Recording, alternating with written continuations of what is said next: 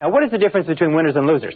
Major difference between winners and losers is simply this, is that we all engage in mental rehearsal.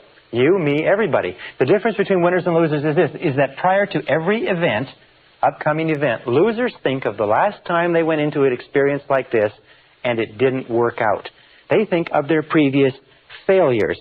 They vividly imagine and think about how embarrassed, humiliated, unsuccessful, how badly they felt, and the losers relive and recall failure and poor performance.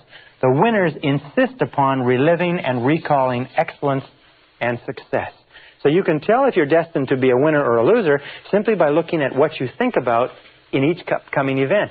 And if you just make the decision right now to think about what you desire, ask yourself, am I thinking about what I want to happen, or am I thinking about what I'm afraid will happen? Remember, the natural tendency is to think about what you're afraid of, not what you desire.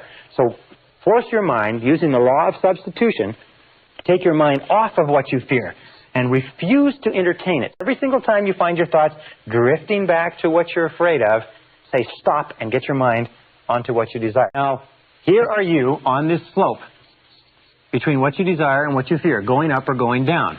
The natural tendency of human nature is to focus on what is negative and to slide back into what they fear, what is the worst possible outcome. It requires a consistent effort to keep your mind on what you want. Most people are not willing to make the effort, so what they do is they have a tendency to slide into thinking about what is the worst thing that can possibly happen. That's why the great majority of people today are negative, and very few people are positive. But the superior human being keeps their mind on what they want. The superior human being stops the negative thoughts. The superior human being concentrates on excellent performance. In your imagination, you can pretend and imagine that you've done this before.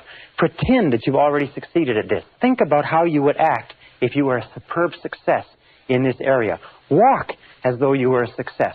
In neurolinguistic programming, they find that there is a physiological state or way of walking, talking, and acting that is consistent with every emotional state.